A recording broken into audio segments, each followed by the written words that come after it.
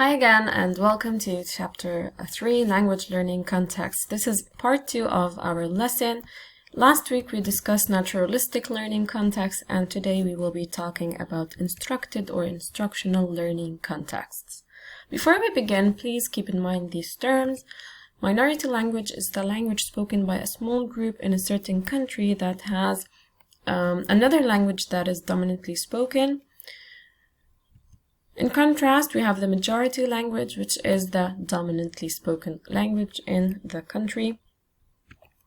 And finally, being proficient in the language. Language proficiency means having a certain level of mastery, whether it's beginning, intermediate, or advanced, in reading, listening, speaking, and writing a language.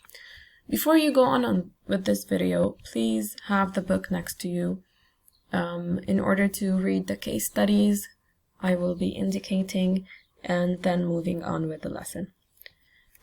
So, what are instructed learning contexts? We have 5: traditional classroom instruction, bilingual education, immersion education or instruction, dual language instruction, which also has other names, and heritage learning instruction. Let's begin with traditional classroom instruction. It is the normal school setting or a setting in a language center where a foreign or a second language is taught. Take an example of this, your third language learning as students here in Lebanon, where you either learned French or English. I know few of you are French educated. The time and exposure to the third language was limited to maybe 1 or 2 periods per week, and it happened maybe in primary, intermediate, or even high school, or maybe not at all. In the United States, there are 2 programs when it comes to language learning at schools: the FLES program and the FLEX program, Foreign Language Experience. X comes from experience. By FLES, they mean programs that teach proficiency in 4 skills, while FLEX enhances interest in the target language and focuses on the culture. As we said before, culture is an important component of learning a new language. Please go to page 42 on your book, pause the video, and read the profile of Linda. Mark any important points you find, and we will be discussing Linda's case in our next meeting online. Now let's move to bilingual education. I want to draw your attention here to certain distinctions we will make between bilingual education, immersion, and dual language instruction. These 3 involve learning 2 languages at the same time. However, the type of learners, the setting where it is happening, the time and place, and the percentage of teaching each language differs between the 3 of them. Therefore, please focus here on bilingual education. You will find that the definition is different from what you usually know, because we are differentiating 3 types of bilingualism. So when we say bilingual education, just like this, we mean when learners learn 2 languages, L1 and L2. L1, of course, is the native language of the parents, and then L2 the other language. In this case, L1 is the language of the minority. Okay, so it does not apply to our case in Lebanon as Arabs or an Arabic country where you are learning Arabic and English or Arabic and French. Okay, this applies when someone is an immigrant or living abroad and they're learning their first language in addition to the language of the majority. So, there are 2 types of programs when it comes to bilingual education. We have the traditional programs, which at some point in time, the shift focuses on teaching proficiency in L2. They start with L1 and then they move to teaching L2. Hence, learners concentrate less on studying L1. At some point in time, at some grade, teaching in L2 increases. Okay, and okay, no. We have a female sign here. And teaching L1, I'm not going to make male, decreases. Or maybe this is male and this is female. Okay, which leads to subtractive bilingualism. Okay, what do you mean by subtractive bilingualism? You can find the definition in the Quizlet that I shared. This means that L1, the native language, proficiency decreases while L2 increases, and this leads to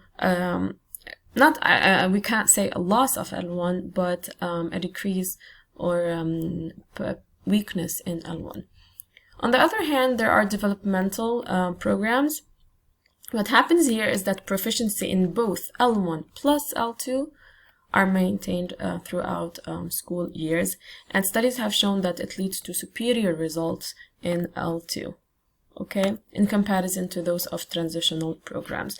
Therefore, what happens, the difference between these two programs is that in transitional programs, learners concentrate less on studying L1, while in developmental, as its title says, both L1 and L2 are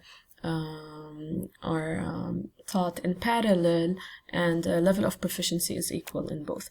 Therefore, what happens is better language skills are acquired, and there's proven better academic achievement. We're talking here about developmental programs. Let's move to an example of this school, which is in Dearborn, Michigan, in America. The Maya School, Muslim American Youth Academy, is a bilingual school that teaches both Arabic, the language of the Quran, and other Islamic studies, plus developing proficiency in English language. So it's a developmental program where both English and Arabic are taught.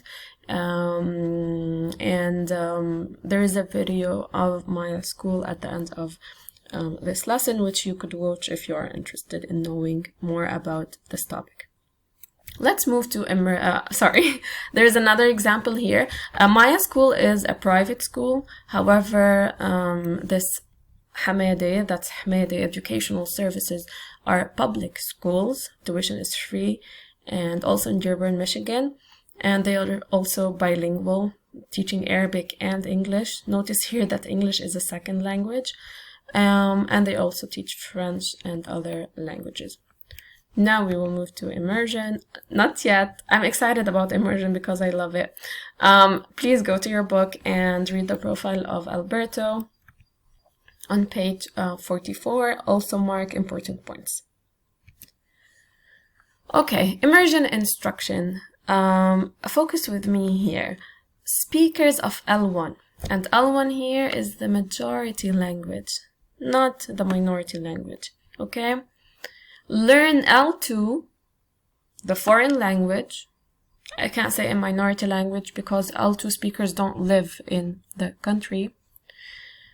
But they learn L2 in an L2 medium as if they are in that country. L1 is the native language of the parents. Let me give you a quick real-life example from our experience. Each one of you could relate to Immersion instruction. Speakers of L1, Arabic in this case, learn L2, English in this case. It's a foreign language. It's not the language of any group in the country.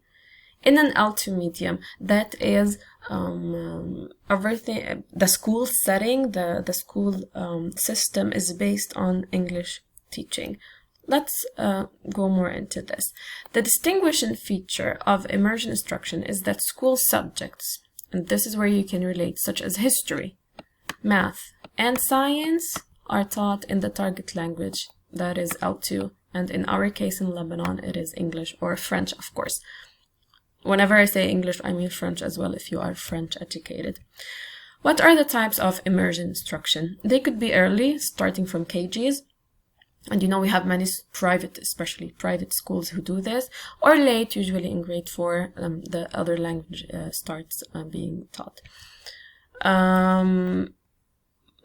By the way, here, even in public schools, in our public schools in Lebanon, starting KGs or grade 1, students start learning English or French in addition to Arabic. Or it's partial, in which some courses only are in L2, versus it could be full immersion.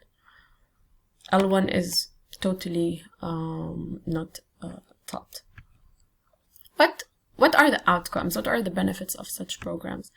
Native speakers could lag behind in L1 expressive skills. They don't know how to read and especially, speaking and writing in L1.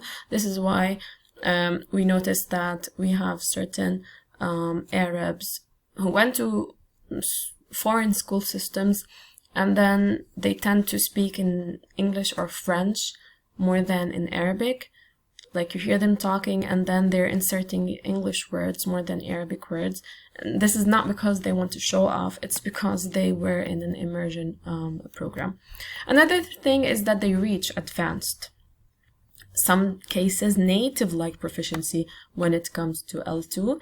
So we have a negative thing here, but a positive things in return.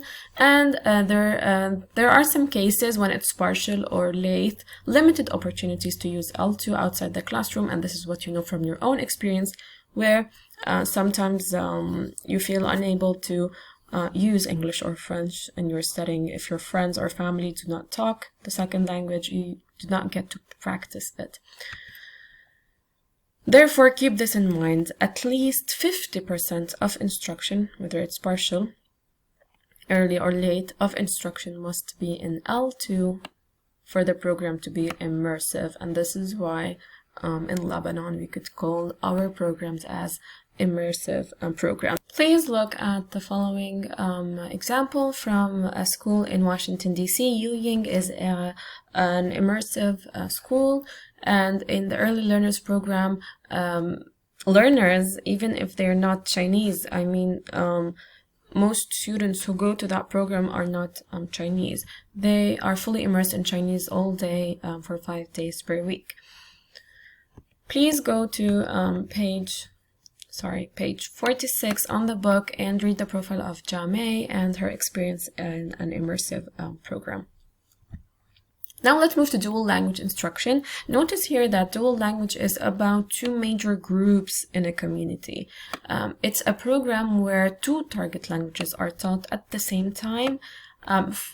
And these 2 languages, not one is minority and the other is for a majority. No, both languages are majority languages in the community where the learners live. There are other names for dual language. You may pause the video and read them.